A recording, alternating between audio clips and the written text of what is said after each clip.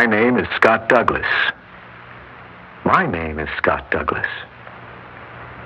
You sound just like me. You sound just like me.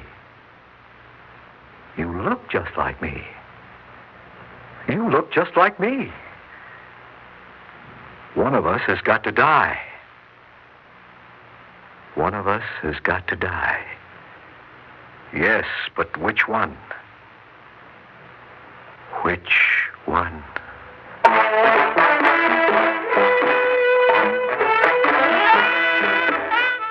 Theater 5 presents Molecule Masquerade.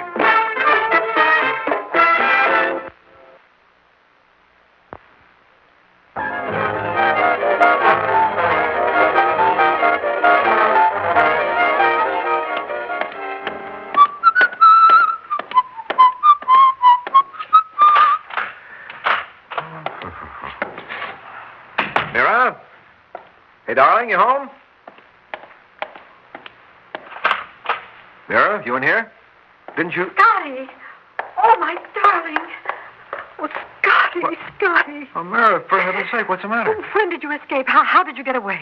Escape. Get away. Would you mind telling... Quiet. I think I heard someone. Just a minute, darling.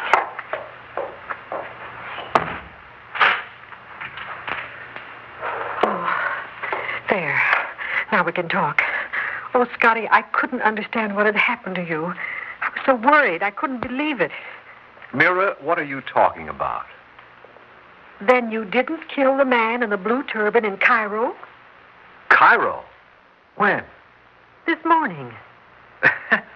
Look, darling, there's no plane fast enough to fly me from Cairo, Egypt to New York in that time. Well, Scotty, it's the truth. I'll show you. It's all over the front pages of the newspaper. Here, see? Look at the headlines Yeah? and the story and your picture, too. Go on, read it. American intelligence agents in a daring action in Cairo, Egypt today captured Scott Douglas, an official of the U.S. intelligence section, as the chief criminal behind a worldwide black market operation. Killed a man wearing a blue turban? You see, darling, it's true. Not only in the papers, but all day on the TV news. I've seen you being taken by the police to the airport. I tell you, this isn't true. It's not me. Look, call my office. Ask the chief what this is all about. They know you've escaped. They'll come here and they'll capture you again. They won't do any such thing because none of it's true. Now call him. I'll listen in on the extension. All right, Scotty. All right.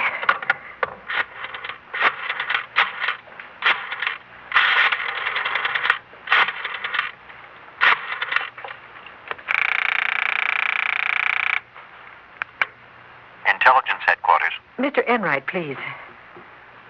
Hello, Mira. I was rather expecting your call. Mr. Enright, I can't understand it. I just can't believe it. Well, there's no doubt of it, Mira. But how do you know? Looks and talks like Scotty, wearing Scotty's clothes, carrying Scotty's wallet, and with your picture and his private papers in it.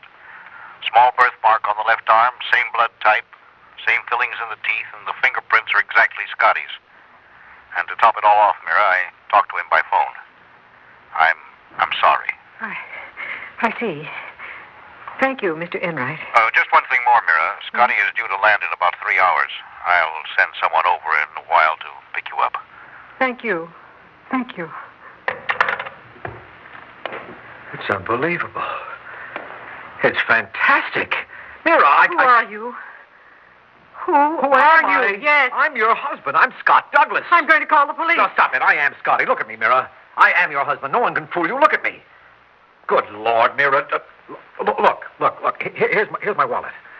Now, there. There's your picture. And look at this birthmark on my left arm. Now, nobody could fake that.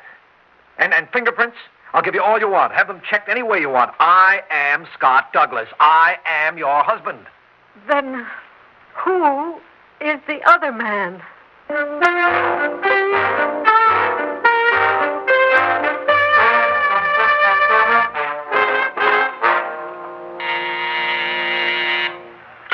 What is it?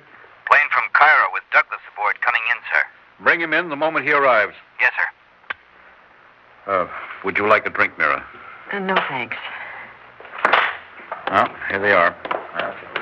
All right, men. Outside. Leave Douglas with me. Right, sir.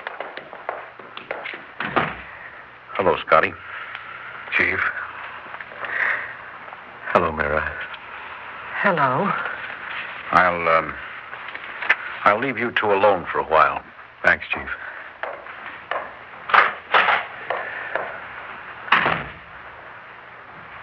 I'm glad you're here, Mira. I was wondering if you would be. Were you? Mira, darling, you're so cold. Don't you want to talk to me? I don't know. Well, it's all been a terrible shock to you. I hardly know what happened myself. The last few days are a blur. All I remember is a hotel room in Cairo, a man with a blue turban, the police. I panicked. There was a fight, a shot, the arrest, the black market talk. I don't know what it means. Mira, you look so strange. For heaven's sake, what's the matter? Don't touch me. Don't touch you. I'm your husband. Oh. Darling, darling. I can't pretend. You're not Scotty. You're not. I'm not Scotty. Amira, stop this hysteria at once. This is crazy. Let me see your wallet. Here, you mean this? Yes. Oh, here. There it is. Your picture. Yes. And where did we go last summer? To Paris. For 2 weeks. We stayed at the Georges V. What did we do when we first got there? We opened the window and sang a silly song about Paris. We made it up as we went along, and then I kissed you.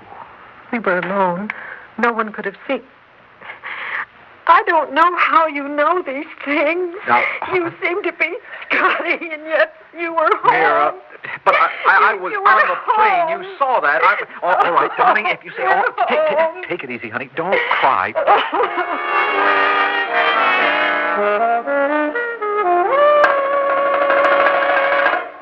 I've got the reports from Cairo, Chief. Give me the highlights. The man in the blue turban was Mustafa Cornelius. He made his living selling pictures and art. Well, what was he doing in Scotty's room? Probably picking up some pictures. And Scotty said he doesn't know how they got there. Even when we showed him Egyptian police reports that he and Mustafa had been followed. And Scotty was carrying pictures. Oh, so he was lying. No, he wasn't. His lie detector test came through 100%. I didn't know that. And why was Scotty in Cairo anyway? He had no orders to go there. How did he explain that? He didn't. He said he couldn't remember. It sounds like two other guys. That's not so funny. What do you mean that's not so funny? When Scotty got off the plane, I left him and Mira together. I listened to their conversation over the intercom. Oh? Learn anything? I don't know. Mira seemed to doubt it was Scotty. Now, wait a minute. It was Scotty. You and I know it was Scotty. Now, why wouldn't Mira know it was Scotty? I don't know. Two other guys, huh? Well, we know that the Scotty who got off the plane is safely locked up in this building. You and I are going to see his wife and try to figure this puzzle out. Come on.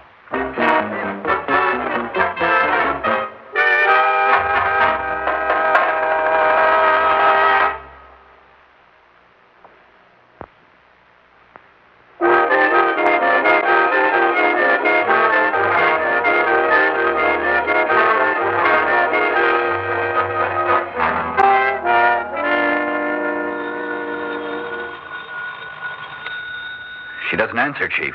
Try knocking. Oh, hello, Mr. Enright. Hello, Chief. Scotty! I don't know how you did it, but escape. I didn't escape, and I've never been to Cairo. I don't know what's going on, Enright, but I'm glad you're here so this whole mess can be cleared up. Paul, call headquarters. Yes, sir. Now, don't move, Scotty. Scotty, you and I have been friends for 10 years. What kind of a game are you playing? It's not a game. I don't know what this is all about. All I know is... We'll get it all straightened out in just a minute. Chief, Yes?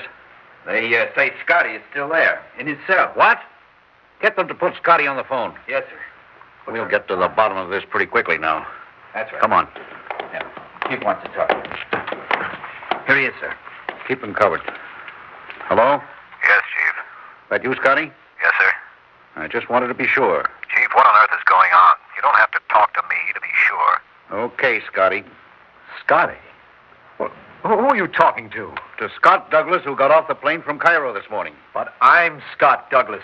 Chief, have you seen Mira? I want to talk to her again. Just hang on a moment. Now, just repeat after me. I'm Scott Douglas of Intelligence. Oh, now, look, you know... Oh, all right. I am Scott Douglas of Intelligence. Okay, let's hear you say that. Chief, are you crazy? Say what I tell you. I am Scott Douglas of Intelligence. They sound exactly alike. I'll talk to you later. Goodbye. And you're coming along with me. What are you going to do? Mrs. Douglas, I'm going to take you and your husband to meet your husband.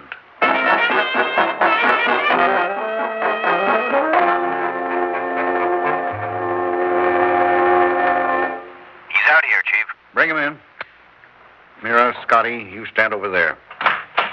All right, Chief. Now, once and for all, tell me. Mira. Oh, darling, I'm glad.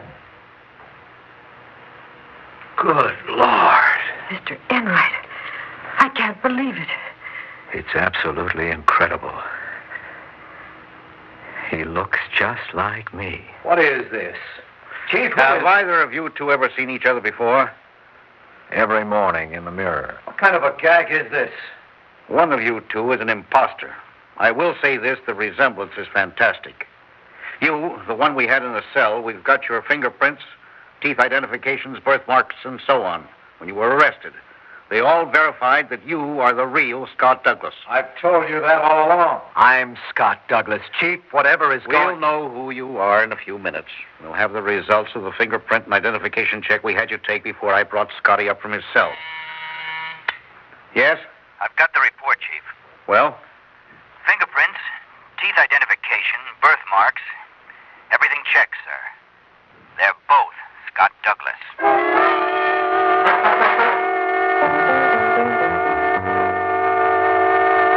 All right. Now remember, don't interrupt me. The only way I can tell you two apart is by the clothes you're wearing. You're wearing a tropical suit, the one you had on when we picked you up in Cairo. Yes, sir. I'm going to call you Tropical. And you with the tweed, that's your name, Tweed. Right, Chief. The last 2 hours of questioning reveal that your two memories are identical up to 4 days ago. Whatever intimate and family questions you were asked separately, you both answered the same. But as of 4 days ago, the police interrogators report that you, Tropical, are almost blank until the arrest and murder in Cairo. That's right, sir. On the other hand, you, Tweed, you have a clear memory except for a few hours 3 days ago. Here, let me read it. Pursuant to File 198, I was ordered to visit a Mr. David Eintner, suspected of dealing in black market paintings at 569 West 18th Street, and pose as a buyer of rare paintings. Mr. Eintner conducted himself in a reasonable and normal manner and exhibited several paintings allegedly genuine old masters. During our conversation, I heard a faint oscillating sound in the room and inquired whether it was the air conditioning unit. And then I blacked out. Now, at this point, your two memories separate. You both remember everything up to the moment Scott Douglas blacked out. But after that, Tweed's memory does not pick up until about 2 hours had passed. Then he reports, the next thing I knew, I awoke lying on the floor. Subsequent police investigation failed to reveal any trace of Mr. Eintner or his paintings. So there it is. And you, Tropical, you remember nothing for the next several days until we picked you up in Cairo. I remember that report very well. I wrote it. But he couldn't have known about the first part of that report. I went alone. No one else. I was there. And that is my Stop report. it, you two. It's bad enough seeing double without you two talking double and remembering double. 2 hours. 2 hours. What happened in those 2 hours? Chief, I've got an idea. What is it? Probably nothing to it after 3 days, but why don't we visit 569 West 18th Street again? Let's see whether Mr. Eintner possibly left something behind when he fled with the paintings.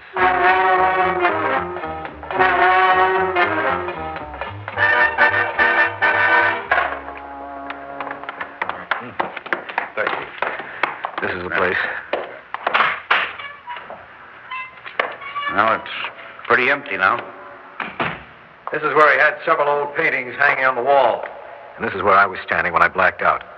That's right, Chief. I walked over there from here, and then it happened. What's that? That sound? Came from over there, my closet. Come out of there. Come on, or I'll shoot. Do not shoot, Sahib, please. Who are you? Do not kill me, Sahib. Talk. I come to destroy the instrument. What instrument? The instrument of Mustafa Cornelius. Sahib, please. The man in the blue turban. I swear to come back and destroy it if he ever dies. It is built into the closet. It makes Mustafa and me very rich. Let's see that instrument. Open that panel. Looks like a control board. What does it do? I do not know the words to describe it. Only Mustafa knew. Do you know how to operate this? Yes, Sahib.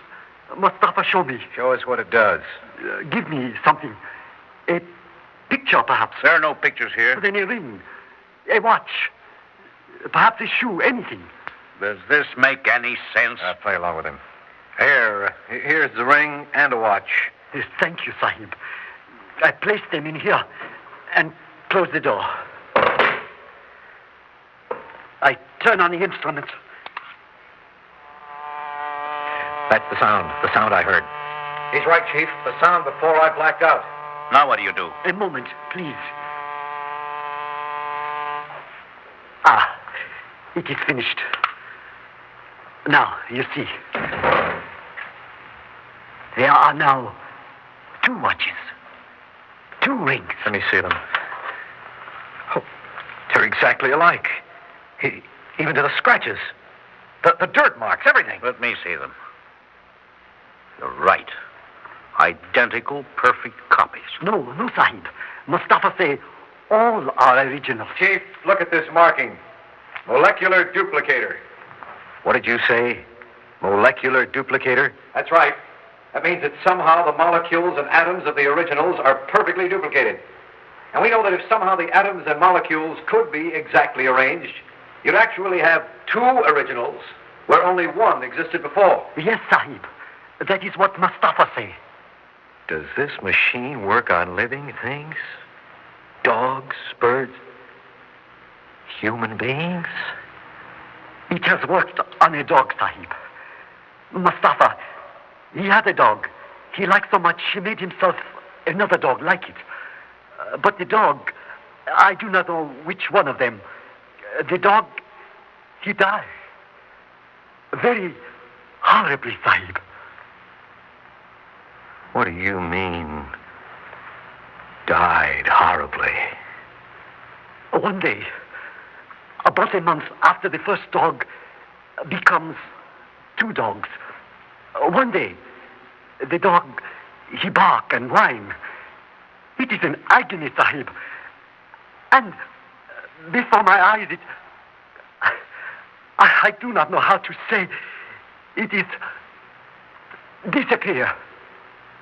Slowly. As if it fall apart. What? And in a little while,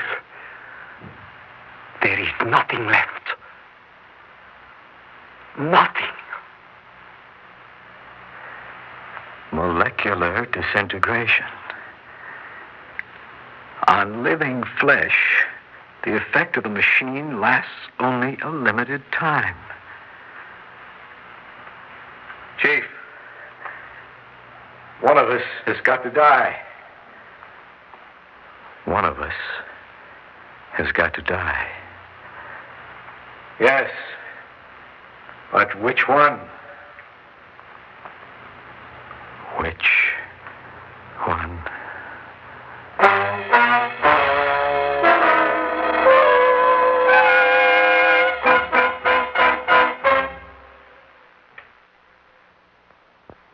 The way I understand it, this person came into your home and stole all of your radios? Every radio I had to my name. Including transistors? Yes. Well, he left me one earplug, I'll say that for him. Well, did he take anything else? Just the radios.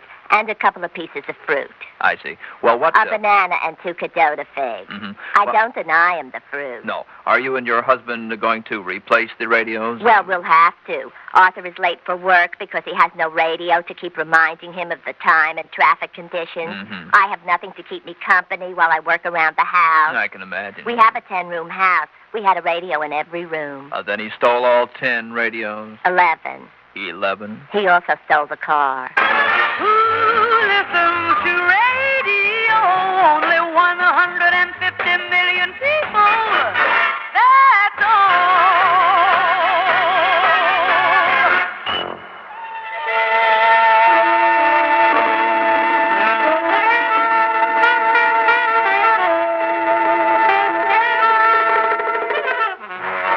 5 has presented Molecule Masquerade, written by Sherman Dreyer and directed by Warren Somerville.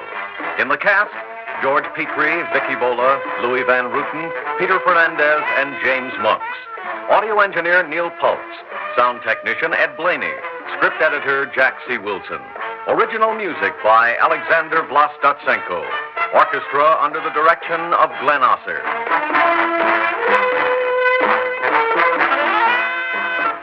Executive producer for Theater 5, Edward A. Byron. We invite your comments.